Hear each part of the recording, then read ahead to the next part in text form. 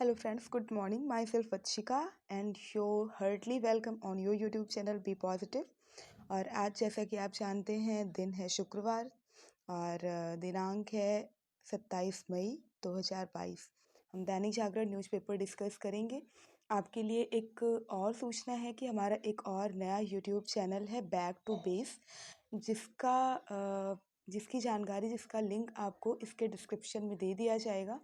और may be अभी बहुत ज़्यादा क्लियर नहीं है, हो सकता है कि ये न्यूज़पेपर डिस्कशन आपको उस चैनल पे मिले। तो अगर आपको कंटेंट समझ में आता है और अगर आप चाहते हैं तो उसे भी सब्सक्राइब कर लीजिएगा। ये छोटी सी न्यूज़ आपके लिए। और इसके साथ में इस न्यूज़पेपर का भी डिस्कशन लिंक आपको मिल जाएगा, जो कि टेलीग्राम पे जाके आप इसको डिटेल में पढ़ सकते हैं। ठीक है, तो यहाँ पे आइए हम बात करते हैं। प्रधानमंत्री मोदी जी ऐसा बोल रहे हैं कि परिवारवादी दल देश के सबसे बड़े दुश्मन हैं। ये कहीं ना कहीं संबोधन कर रहे हैं सपा और मतलब समाजवादी पार्टी और कांग्रेस पार्टी को, कि परिवारवादी जो एक अप्रोच रहा है, एक भूमिका जो रही है सत्ता को हथियाने की, वो कहीं ना कहीं बहुत ज़्यादा अलगाव को पोषित करती है। विश्व लेवल पे भी एक बहुत ही बुरी छवि दिखाती है भारत की। तो ये नहीं होनी चाहिए, हमेशा ही ये किसी के लिए भी अच्छी नहीं होती है। क्योंकि अगर आप किसी कल्याणकारी योजना की बात करें, एक लोकतांत्रिक गणराज्य की बात करें, जो कि हमारे प्रेम्बल में भी, प्रस्तावना में भी लिखित है, तो वो एक परिवारवादी विचारधारा से संभव नहीं हो पाएगा। बल्कि वो परिवार और समाज, जाति, धर्म से ऊपर उठ के राष्ट्र हित में अगर हम कुछ सोचेंगे, वैसी विचारधारा अगर हम रखेंगे, तो उससे ही संभव हो पाएगा। इन्होंने साथ में ये भी कहा है कि जितने भी जो है तेलंगाना हो या आंध्र प्रदेश हो, हमारे इतने इतने जो आंदोलन हुए हैं, बलिदान दिया है लोगों ने, वो इसके लिए नहीं कि पारिवारिक विचार जो है वो उनके विकास के सपनों को चूर-चूर कर दे, बल्कि ये कि इन सबसे ऊपर उठ के सोचने की ज़रूरत है। G20 देशों में भारत की अर्थव्यवस्था सबसे तेज़, ऐसा इन्होंने बताया है कि G20 देश, आपको पता होगा, बहुत तेज़ी से बढ़ रही इकॉनमी, 20 इकोनॉमिक कंट्रीज जो हैं, जो बहुत तेज़ी से डेवलप कर रही हैं, उन सब का एक संगठन होता है, एक समूह है। और ये कह रहे हैं कि उन सब में सबसे तेज़ गति से आर्थिक विकास जो है वो इंडिया का ही है। और इसके साथ में भी इन्होंने बोला कि परिवारवाद के कारण युवा और प्रतिभाशाली लोग राजनीति में प्रवेश तक नहीं कर पाते। परिवार के ही किसी न किसी, चाहे वो योग्य हों या अयोग्य हों, उन्हीं को ही वो लोग बार बार मौका देते रहते हैं। तो इससे जो देश की रियल प्रतिभा है वो अपनी सेवा नहीं दे पाती है विकास और जो है वृद्धि में देश के। और इन्होंने साथ में ये भी कहा कि अब तो दुनिया को भी लगने लगा है कि भारत का मतलब होता है बिजनेस, यानी कि यहाँ पे भारत एक बिजनेस कंट्री के रूप में बहुत तेज़ी से उभर रहा है और यहाँ पे निवेश भी बहुत तेज़ी से हुए हैं। मेडिकल शिक्षा में भी हमने कई सुधार किए हैं, इसके चलते 8 वर्षों में मेडिकल कॉलेजों की संख्या 380 से बढ़ के 600 पार कर चुकी है। ये अगर गवर्नमेंट या कोई भी ऑफिशियल बॉडी अगर इस तरीके की कह रही, तो आपको ये डेटा डायरेक्टली ध्यान में रखना चाहिए। इससे क्वेश्चन कहीं ना कहीं बन जाते हैं फैक्चुअल।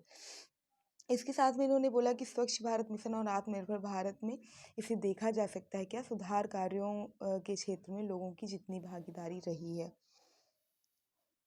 सीमा पार से घुसपैठ कर आए 3 पाकिस्तानी आतंकी ढेर। अभी आप देखेंगे उत्तरी कश्मीर में LOC पे इतने ज़्यादा अभी हलचल हो रही है। पिछले 2-3 दिनों में 6 आतंकी ढेर हुए, उसके साथ में हमारे पर्सोनल्स को भी नुकसान पहुंचा। तो कहीं ना कहीं मतलब हमें बहुत ही सतर्क रहने की, सजग रहने की ज़रूरत है। हर तरीके से ये संदेश देने की कोशिश करी जा रही है। विश्व आर्थिक फोरम में चर्चा के केंद्र में रहा भारत। तो अभी आपको पता है, जैसा कि दावोस स्विट्ज़रलैंड में जो मीटिंग हुई है WEF की, उसमें ये कहा जा रहा है कि सम्मेलन में भारत जो है वो चर्चा का केंद्र रहा। इसके अलावा यूक्रेन पे जो युद्ध चल रहा है और इसके साथ में क्लीन एनर्जी, ये सारी चीज़ें भी चर्चा का महत्वपूर्ण विषय रही हैं। और एक सप्ताह तक चल रही सम्मेलन में भारत ने ऊर्जा बदलाव, खाद्य एवं तेल संकट, स्वास्थ्य में समानता, प्लास्टिक प्रदूषण और ताज़ा पानी के संकट पर भी चर्चा करी है। इसके अलावा भारतीय प्रतिनिधि ने देश में उभरते आर्थिक अवसरों, हरित ऊर्जा की क्षमता बढ़ाने और तकनीकी विस्तार की भी जानकारी दी है। और ये भी जानकारी दिया जा रहा है यहाँ पे कि 2030 तक $10 ट्रिलियन निवेश के बारे में भी बात करी जा रही है, जो कि सर्विस एंड जॉब डेवलपमेंट में बहुत सहायक होगा। इनमें से 5 करोड़ नई नौकरियां भारत में पैदा होंगी और अर्थव्यवस्था में $15 ट्रिलियन की बढ़ोतरी होगी। तो ये एक बहुत अच्छी न्यूज़ है। इसके बाद दूसरी न्यूज़ है 1 जून से महंगा हो जाएगा मोटर बीमा। अभी इसमें ये है कि 1000 सीसी की क्षमता वाले वाट मोटरों में जो उसकी अगर आप बीमा कराने जाएंगे, जो भी आपके पास व्हीकल हैं एक्चुअली, तो उनके दाम में थोड़ी सी वृद्धि करी गई है। हालांकि 1500 सीसी से ज़्यादा जो क्षमता वाले मोटर वाहन हैं उनमें मामूली कमी करी गई है। फ्यूचर में इन्हें बढ़ाने का है, लेकिन अभी फ़िलहाल जो है वो 1000 सीसी की क्षमता वालों पे ही बढ़ाया गया है। और इसमें ये दिया गया है कि इसके पहले एडा तय करती थी बीमा प्रीमियम राशि, और अभी ये सरकार तय करने लग गई है। और ये भी एक बात है कि कंपनियों ने कहा कि उनकी उम्मीद से कम ही प्रीमियम में वृद्धि करी गई है। महज 20-30 रुपये, 34 रुपये, 35 रुपये की ही वृद्धि करी गई है। मेरे लिए एलजी का मतलब लोकल गार्जियन। सक्सेना, अभी आपको पता है कि विनय कुमार सक्सेना जो हैं वो गुरुवार को नई दिल्ली के 22वें उपराज्यपाल के रूप में उन्होंने पदभार संभाला हुआ है। तो वो कह रहे हैं कि मेरे लिए एलजी का मतलब लेफ्टिनेंट गवर्नर नहीं है, बल्कि लोकल गार्जियन है।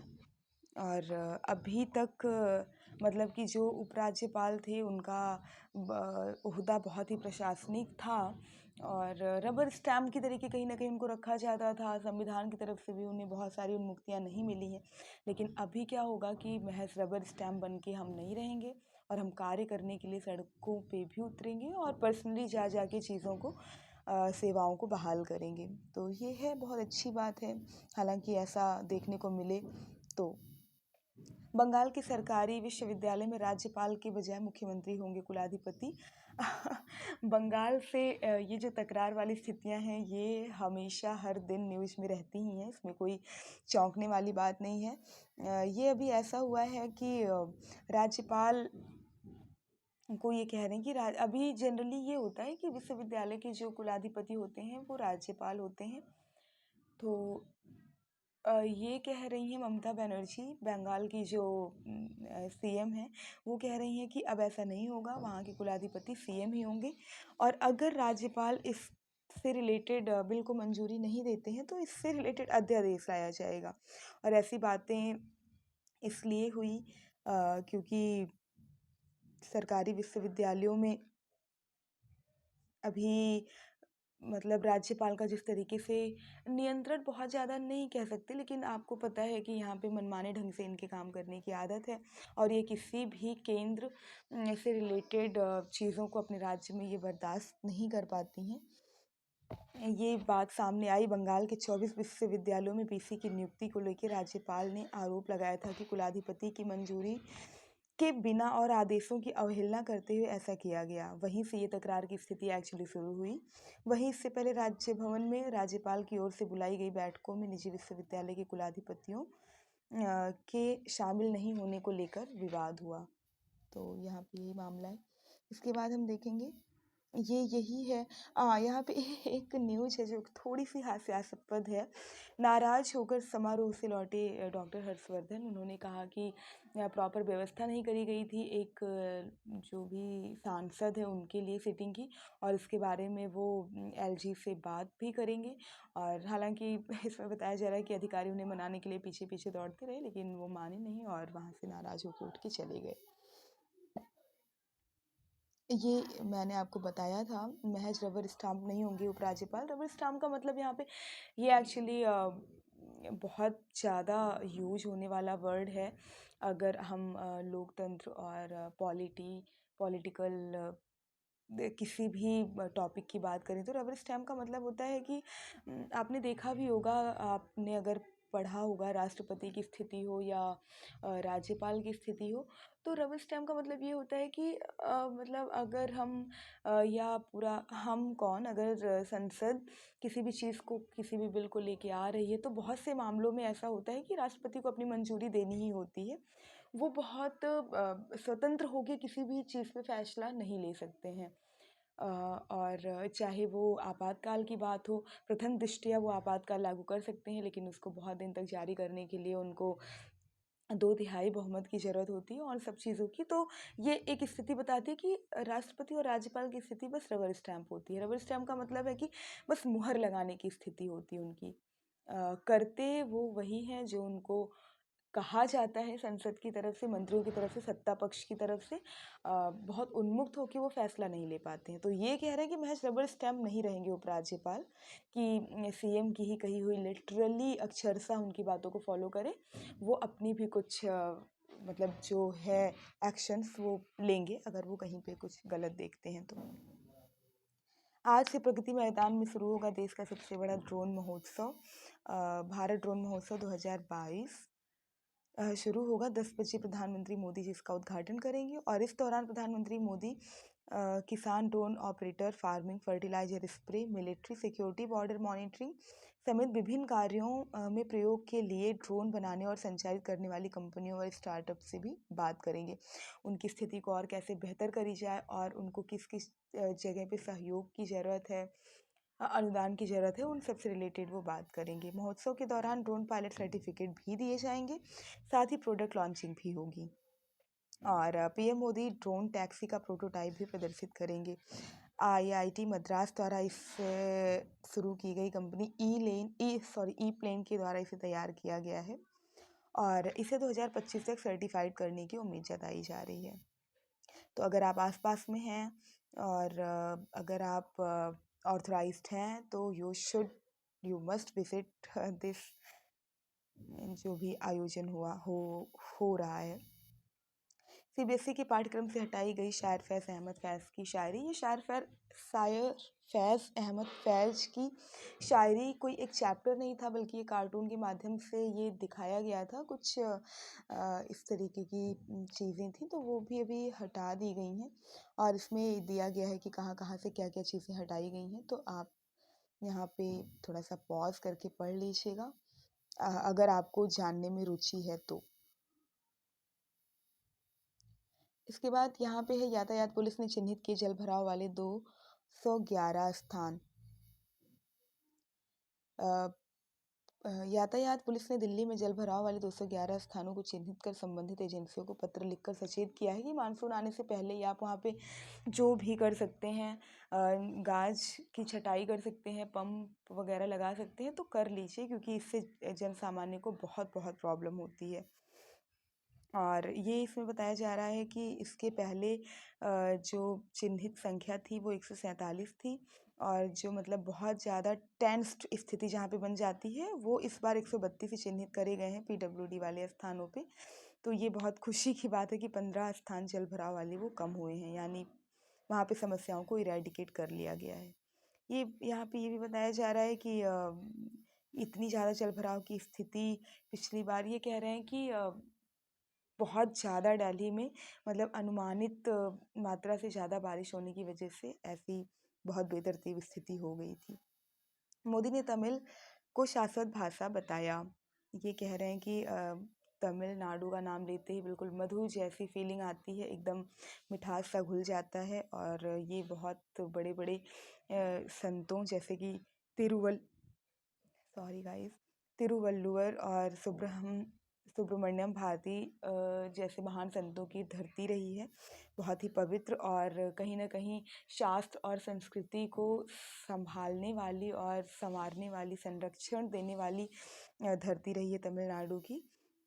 और इन्होंने ये भी बहुत खुशी जताई कि इनका जो संसद क्षेत्र है वाराणसी, वहाँ पे ये तमिल से रिलेटेड जो भी आपको शिक्षा ग्रहण करनी है उसकी भी एक पीठ स्थापित करी जा रही है, तो इसके लिए भी इन्होंने खुशी जताई।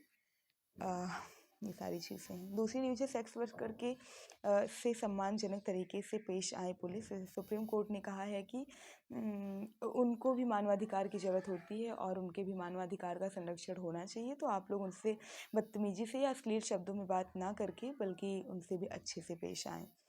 कश्मीर में शांति का श्रेय बीएसएफ को भी। तो बीएसएफ होता ही इसीलिए है बॉर्डर सिक्योरिटी फोर्स। तो ये कह रहे हैं कि सारी वो आर्मी को ही नहीं चाहती, जो भी ट्रेडिशनल आर्मीज़ होते हैं हमारे यहाँ, बीएसएफ ने भी इसमें काफ़ी मदद करी है, तो उनको भी पूरा श्रेय जाता है इसका। विदेश में कैंपस खोलने के लिए शिक्षण संस्थान उत्साहित। अभी ऐसा है कि बहुत भारी मात्रा में छात्र जो है वो जा रहे थे विदेश। तो प्रधानमंत्री मोदी जी ने ये निर्णय लिया सर्वसम्मति से कि विदेश की जो भी कंपनियां हैं या जो भी एजुकेशनल इंस्टीट्यूट हैं, उनका कैंप हम इंडिया में देश के अलग अलग स्थानों में खोलें। और इसी के साथ में इंडिया के भी जो अच्छे अच्छे इंस्टीट्यूट हैं जहाँ पे विदेशों से लोग पढ़ने आते हैं, चाहे वो एशियन हो या यूरोपियन हो या अफ्रीकन कॉन्टिनेंट से हों, तो इसका कैंप मतलब वाइस वर्सा, वहाँ के कैंप यहाँ पे लगे और यहाँ के कैंप इंस्टीट्यूट के वहाँ पे लगे। तो इस तरीके से हम विचारों का और शिक्षा का आदान प्रदान करें। तो यही है कि मतलब बहुत उत्साहित लग रहे हैं दोनों ही तरफ से लोग कैंप खोलने के लिए, और इससे हर तरीके से लाभ ही लाभ होगा। और ये भी बता रहे हैं कि ये विचार जो है ये नई शिक्षा नीति से आया हुआ है। शांति स्थापना में भारत यूएन का तीसरा सबसे बड़ा सहयोगी अभी जो है चल रहा है। आई थिंक केन्या में है ऐसा कि शांति स्थापना में वहाँ इंडिया की जो यूएन से एफिलिएटेड आर्मी होती है वो लगी हुई है। ये कह रहे हैं कि बांग्लादेश और नेपाल के बाद सबसे बड़ी आर्मी जो है वो सबसे बड़ा योगदान वो इंडिया का रहा है शांति स्थापना के लिए। दूसरी न्यूज़ है ग्रामीण सड़कों के साथ ही बनाए जाएंगे नाले और पक्की नालियाँ, पुरानी सड़कें भी होंगी नहीं। पीएमजेसीवाई यानी प्रधानमंत्री ग्राम सड़क योजना के तहत जितनी भी सड़कें बनाई गई हैं और उनका पुनरुद्धार, और जहाँ पे नहीं बनाई गई हैं, हालांकि बहुत कम ही ऐसी जगह चिन्हित करी गई हैं जहाँ पे नहीं बनाई गई हैं। जो बनाई गई हैं वो काफ़ी पहले की हैं और उनकी भी हालत काफ़ी जर्जर हो चुकी है, तो फिर से उन्हें थोड़े से अच्छे कंक्रीट और मटेरियल के साथ में फिर से बनाया जाएगा। और जो अभी आसपास के डेवलपमेंट से नदी नाले में परिवर्तित हो गए हैं, रोड और कच्ची नालियां हैं जहाँ पे रोड के किनारे किनारे पे वो सब पक्की ईंटें और सीमेंटेड करी जाएंगी। तो ये मतलब पूरा लोक निर्माण की बात यहाँ पे करी गई है। ये मैंने आपको कल बताया था कि जो नेशनल अचीवमेंट सर्वे 2021 हुआ है, जिसमें 8वीं और 5वीं और 10वीं के बच्चों का अलग अलग लेवल पे टेस्ट लिया गया है। उसमें पढ़ाई में बेटों के मुकाबले बेटियों ने काफ़ी अच्छी रैंक स्कोर की है। तो वही है, ये इनका इंटरव्यू हुआ था। इन्होंने, हालांकि ये अल्पसंख्यक समुदाय से बिलोंग करते हैं, नकवी जी हमारे अल्पसंख्यक मामलों के मंत्री भी हैं, लेकिन इनका बहुत ही लॉयल और बहुत ही निष्पक्ष, बहुत ही लॉजिकल बयान होता है हमेशा ही। बहुत अच्छे अच्छे कदम और उठाए इन्होंने और काम किया है अल्पसंख्यक समुदाय के लिए। तो अभी यही बोल रहे हैं कि अगर हम औरंगजेब जिन्हें आदर्श लगते हैं, मतलब उनकी कुछ नीतियाँ बहुत दमनकारी थी, इसके बावजूद भी अगर औरंगजेब किसी को आदर्श लगते हैं तो वो देश के जख्मों पे नमक छिड़क रहे हैं। इसके बाद जो बताने की न्यूज़ है वो ये है कि योगी सरकार ने बजट पेश किया है। 6.15 लाख करोड़ का बजट है, जिसमें जो भी चुनावी वादे थे वो काफ़ी हद तक, 3/4 हद तक वो पूरा करते हुए दिख रही है। उन वादों में जैसे कि प्रधानमंत्री उज्ज्वला योजना था, उसके लिए उन्होंने 1.67 करोड़ महिला लाभार्थियों को होली और दिवाली पर मुफ्त एलपीजी सिलेंडर देने की बात कही थी। उसके लिए उन्होंने धनराशि का आवंटन किया है। इसके साथ युवाओं को स्मार्टफोन टैबलेट मुहैया कराने के लिए भी अलग से, ये आप डेटा याद रखिएगा, डायरेक्ट क्वेश्चन इससे बन सकता है गाइस। और अभी ये हालांकि बहुत कम टाइम बचा है, लेकिन कोई डाउट नहीं है कि यहाँ से क्वेश्चन आ सकता है पीसीएस वगैरह में, तो आप इसे थोड़ा सा रेडी करके रखिएगा।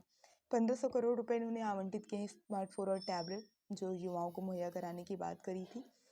और वित्त मंत्री सुरेश खन्ना है यूपी के, उन्होंने 11 बजे बजट की प्रस्तुति करी और 130 घोषणाओं में से 97 घोषणाएं बजट में शामिल करी गई हैं और इनमें से 44 नए संकल्प हैं। इसके साथ में मुख्यमंत्री लघु सिंचाई योजना के लिए 1,000 करोड़ रुपए का इंतजाम हुआ है। किसानों को आलू, टमाटर और प्याज जैसी फसलों का न्यूनतम मूल्य सुनिश्चित करने के लिए 100 करोड़ रुपए की रकम से भामाशाह भाव स्थिरता कोष की स्थापना का ऐलान किया गया है। भामाशाह भाव स्थिरता कोष ये 100% आपके इस बार नहीं तो नेक्स्ट टाइम एग्जाम में ज़रूर आएगा, तो आप इसकी रेलेवेंसी जानते रहिए कि भामाशाह भाव स्थिरता कोष आखिर में किस चीज़ के लिए बनाया गया है, किस स्कीम के लिए इसे रिफ़र किया गया है। ये सारी और भी योजनाएं हैं, जैसे कि 14 नए जिलों में नए मेडिकल कॉलेज खोले जाएंगे। इसके लिए 2100 करोड़ रुपए का आवंटन हुआ है। एमबीबीएस और पीजी पाठ्यक्रमों की सीटों में वृद्धि के लिए 500 करोड़ रुपए का इंतजाम किया गया है। गंगा एक्सप्रेसवे के लिए, ये आप जानते रहिए, गंगा एक्सप्रेसवे के लिए 695.34 करोड़ रुपए और गोरखपुर लिंक एक्सप्रेसवे के लिए 511.93 करोड़ रुपए आवंटित किए गए हैं। और इसमें पुजारी, संतों और पुरोहितों को भी बिल्कुल ध्यान में रखा गया है। जैसा कि आप जानते हैं कि हमारे प्रधानमंत्री भी मुख्यमंत्री भी एक संत हैं, तो उन्होंने इस बात का भी बहुत अच्छे से ध्यान रखा है। और ये यहाँ पे बताया जा रहा है कि अष्टकोणीय होगा वहाँ का गर्भगृह, और इसके साथ में जो मंडप बनाए जाते हैं जिन्हें हम जगमोहन कहते हैं। हिस्ट्री में क्वेश्चन पूछा जा चुका है यूपीएससी में कि जगमोहन जो एक पद्धति है मंदिर निर्माण की, वो या पंचायतन की हम बात करें, वो निम्नलिखित में से किस शैली की विशेषता है। उसमें द्रविड़ शैली, बेसर शैली और नागर शैली ऑप्शन में दिया गया था। नागर शैली आपको पता है जो उत्तर भारत में पूरा मंदिर का निर्माण किया जाता है, जो शैली को जिसमें हम जगमोहन, पंचायतन और आम्र कलश को पूरा फॉलो करते हैं, तो वो नागर शैली होती है। बेसर शैली क्या होती है कि नॉर्थ और साउथ के बीच में जो ये कर्नाटका और ओडिशा इन सब वाला जो हिस्सा होता है, वहाँ पे बेसर शैली का यूज़ किया जाता है, जिसमें नागर और द्रविड़ दोनों शैलियों को कहीं ना कहीं मिला के बनाया जाता है। और द्रविड़ शैली की सबसे बड़ी विशेषता होती है जो चोल के मैं आपको पढ़ाने लगी, लेकिन थोड़ा सा जान जाइए। चोल संस्कृति की विशेषता रही है कि वो बहुत बड़ा सा मंडप बनाते हैं। वो एंट्री गेट उनका बहुत ज़्यादा प्रोमिनेंट होता है, और उसके साथ में विशाल नंदी उनकी विशेषता होती है। तो ये सारी कुछ विशेषताएं हैं। तो जगमोहन वही है जो ऑडिटोरियम जिसे हम कहते हैं। और इसके साथ में तीन जगमोहन बनाए जाएंगे, जिसमें कोली, नृत्य मंडप और रंग मंडप जिसका नाम होगा। और इसके साथ में 7 और छोटे छोटे मंदिर बनाए जाएंगे प्रदक्षिणा पथ में, जिनमें माँ सीता का मंदिर, भगवान गणेश, महर्षि वाल्मीकि, गोस्वामी तुलसीदास, निषाद राज, जटायु और सबरी के मंदिर होंगे। और 8 एकड़ के अलावा जो 75 एकड़ की राम जन्मभूमि परिसर का शेष हिस्सा जो है वो सांस्कृतिक उपनगरी के तौर पे, यानी कि थोड़ा बहुत अयोध्या का कैसा लुक था उस टाइम पे क्या था, उसके तरीके से डेवलप किया जाएगा, ताकि वहाँ पे जाके आपको पूरी तरीके से श्री राम जी के समय की सारी चीज़ें याद क्या आए, मतलब आप उसको थोड़ा सा महसूस कर सकें, ये बात है। जौहर यूनिवर्सिटी के 2 भवनों पर चलेगा बुलडोजर। यहाँ पे इसे अवैध बताया गया था, तो अभी वही है। हिमाचल के लाहौल स्पीति में मिला जिप्सम का भंडार, ये आपकी हर तरीके से जानने योग्य न्यूज़ है गाइस। जिप्सम के लिए ये कह रहे हैं कि अब राजस्थान पर निर्भर नहीं रहना पड़ेगा, क्योंकि हिमाचल प्रदेश में जो भी सीमेंट संयंत्र हैं 3 उसके लिए जिप्सम राजस्थान से मंगाना पड़ता था। लेकिन अभी यहाँ पे भंडार मिलने की वजह से जो है, अभी ये भंडार मिला है ग्यू गांव में जिप्सम का। बहुत अच्छा 6 मिलियन टन जितना यहाँ पे भंडारण पाया गया है, तो बहुत खुशी की बात है। 2 वर्ग किलोमीटर क्षेत्र में 6 मिलियन टन भंडार, जीएसआई ने शुरू की खुदाई का काम। सीमेंट, उर्वरक, चीनी व मेडिकल इंडस्ट्री को भी मिलेगी बड़ी राहत। ये आप थोड़ा सा जान जाइए कि इन्हें मतलब किस किस इंडस्ट्री को कैसे कैसे राहत मिलेगी। तो प्रदेश के बिलासपुर व सोलन जिले में 3 बड़े सीमेंट संयंत्र हैं। सीमेंट को मजबूती प्रदान करने के लिए करीब 6% जिप्सम मिलाया जाता है। सीमेंट संयंत्रों को राजस्थान से जिप्सम की सप्लाई आती है, और इसमें कैल्शियम व सल्फर भी पाया जाता है। यह पौधों के विकास में भी मदद करता है। मेडिकल इंडस्ट्री में भी इसका प्रयोग किया जाता है। दांतों का डेंचर बनाने, जो मतलब एक बनाया जाता है, क्या कहते हैं उससे, मॉडल एक जो बनाया जाता है दांतों का बेस, वो हड्डियों के फ्रैक्चर में भी जो हम यूज़ करते हैं प्लास्टर का, वहाँ पे भी, और अन्य बीमारियों के उपचार में भी कहीं ना कहीं ये काम आता है। इसके साथ में घरों की सफ़ेदी के लिए अगर हम पुट्टी का यूज कर रहे हैं, चीनी मिलों में गुड़ से चीनी बनाने में जो भी साफ़ सफाई का काम होता है, उन सब में जिप्सम का बखूबी यूज किया जाता है। तो एक साथ कई सारी चीज़ें सध जाएंगी इससे, जब प्रॉपरली इसका निर्माण खनन कार्य शुरू हो जाएगा। ये 3 राज्यों में 16 ठिकानों पर सीबीआई का छापा। ये एक्चुअली जो 34वां राष्ट्रीय खेल का आयोजन किया गया था, उसमें अलग अलग तरीके से घोटाले हुए थे, तो उससे रिलेटेड न्यूज़ है ये। कश्मीर में चीनी नागरिक से आधार कार्ड बरामद। एक्चुअली ये मुंबई में रहता है और चीनी कंपनी में ही काम करता है। प्रमुखतः ये चीन का ही नागरिक है, लेकिन इसके पास अलग अलग तरीके के पूरे आधार कार्ड पाए गए। इसके साथ में और भी इंडिया से रिलेटेड जो इंडिया के नागरिकों के पास पहचान पत्र होते हैं, वो सभी उनके पास पाए गए। पूछने पे इन्होंने ये दलील दी कि हमें अलग अलग कार्यों के लिए इसकी ज़रूरत पड़ती है, तो इसलिए हमने इसे बनाया हुआ है। इसके साथ अगर हम दूसरी बात करें, रोबोटिक्स छोड़ आईआईटीएन ने बनाया सब्जी बेचने का स्टार्टअप। ये बोले कि पहले जब हम बिना मिट्टी के और कीटनाशक के सब्जियों की खेती करते थे तो किसी को विश्वास नहीं होता था, लेकिन अभी हजारों युवाओं के ये प्रेरणा स्रोत बन गए हैं।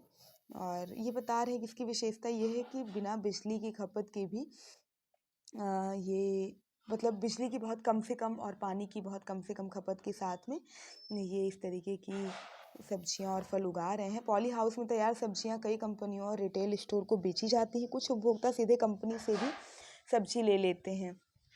सह संस्थापक अमित ने कहा कि कारोबार 100 करोड़ वार्षिक करने का लक्ष्य है। उन्होंने तकनीकी में सौर ऊर्जा व न्यूट्रिशनल वाटर का उपयोग कर पानी व बिजली की खपत को कम कर दिया। इसमें 80% तक कम पानी की आवश्यकता होती है। ये बहुत अच्छी बात है।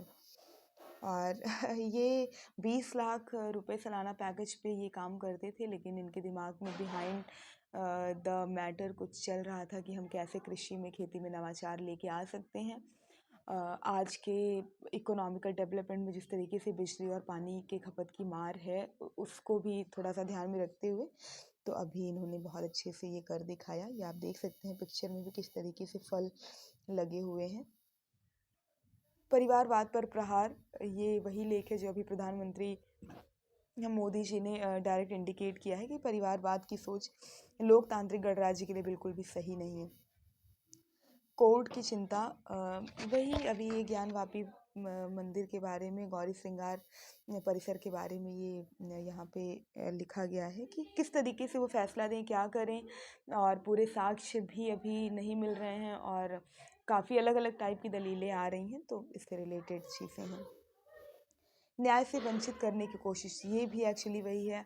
इसमें ये कहा जा रहा है कि बहुत से ऐसे मस्जिद हैं जो कि मंदिर के भग्नावशेष पे निर्मित किए गए हैं और अभी उनसे रिलेटेड प्रॉपर साक्ष्य भी नहीं जुटाने दिए जा रहे हैं, क्योंकि 1991 में एक ऐसा लॉ आ गया था जो कि सीधे तौर पे ये बहाल कर दिया गया था कि जो भी अभी वर्तमान स्थिति है उसमें कोई भी खोजबीन या ऐसा कुछ नहीं किया जाएगा। जो जिसका है उससे वही उस मतलब उसका उसी समुदाय का पूजा स्थल या इबादत गाह जो भी होगा।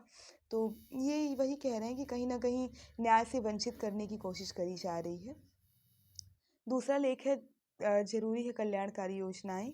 ये प्रधानमंत्री मोदी जी और भाजपा पार्टी से रिलेटेड जहाँ जहाँ पे भी सत्ता दल है, वहाँ वहाँ पे ये इंडिकेट कर रहे हैं जो जो भी कल्याणकारी योजनाएं वो लेके आए हैं, चाहे वो योगी जी का हो, उज्ज्वला की बात हो, या मोदी जी के अलग अलग किसान या और सारी चीज़ से रिलेटेड बात हो। तो इस पर इन्होंने लेख लिखा है कि ये सारी चीज़ें भी कहीं ना कहीं हमें माइलस्टोन एक तरीके से साबित होती हैं किसी भी इस तरीके से अलग अलग तबके, अलग अलग वर्ग के लोगों वाले देश में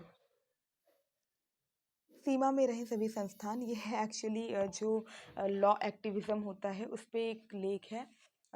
यहाँ पे ये बताया जा रहा है कि जिस तरीके से कोर्ट हर मामले में इतनी दखलंदाजी देती है, ये कहीं न कहीं न्यायिक सक्रियता की बात है।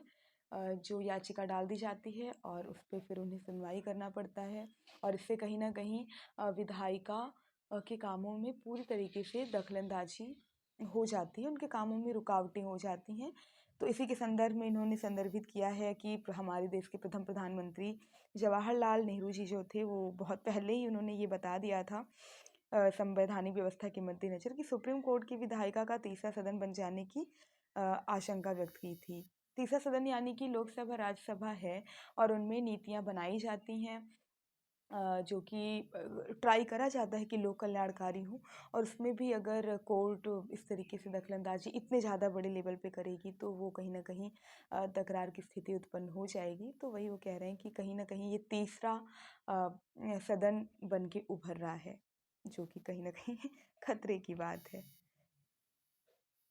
इसके बाद पर्यावरण संरक्षण के लिए समग्र प्रयास, ये पॉली हाउस को लेके, ये जो ग्रीन हाउस गैसें होती हैं इनको लेके और ओवरऑल ये जो हीट वेव चल रही हैं और हमारे तापमान में निरंतर वृद्धि होती जा रही है जो कि 1.2 तक पहुंच गई है और अगर ये प्रॉपरली 2 तक पहुंच जाएगी तो फिर बाढ़ और प्राकृतिक अलग-अलग आपदाओं जैसी स्थिति और ज़्यादा तेज़ी से नृत्य करने लगेगी। तो उसी पे इन्होंने लेख लिखा है, आप पढ़ लीजिएगा।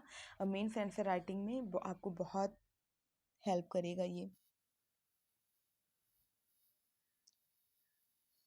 विकास की ओर अग्रसर यूपी, ये वही बता रहे हैं, मतलब काफ़ी सराहना कर रहे हैं कि बहुत अच्छी पहल है जो भी करी है इन्होंने। गाइस वीडियो बहुत लंबा होता जा रहा है और मैं क्या करूं, बहुत तेज़ी से मैं कवर कर रही हूं, हालांकि आप देखते भी तो नहीं हैं, इतना लंबा वीडियो हो जाता है तो। यहाँ पे ये बताया जा रहा है कि बिहार में वस्त्र और चर्म उद्योग में निवेश पर 10 करोड़ तक का अनुदान दिया जाएगा ताकि जो भी व्यापार है और इंडस्ट्री है वो अच्छे से चल सके। ये सारी चीज़ें वही हैं अभी जो दावोस में मीटिंग हुई है या फिर जो क्वाड की मीटिंग हुई है उन्हीं सबसे रिलेटेड चीज़ें हैं और आप जाके एक एक करके पढ़ लीजिएगा। जो भी बहुत ज़रूरी न्यूज़ेस थी वो मैंने आपको बता दी और इसी के साथ आप प्लीज़ अपना ध्यान रखिएगा। इस गर्मी में पानी वानी बहुत अच्छे से पीते रहिए। इसी के साथ बहुत बहुत धन्यवाद।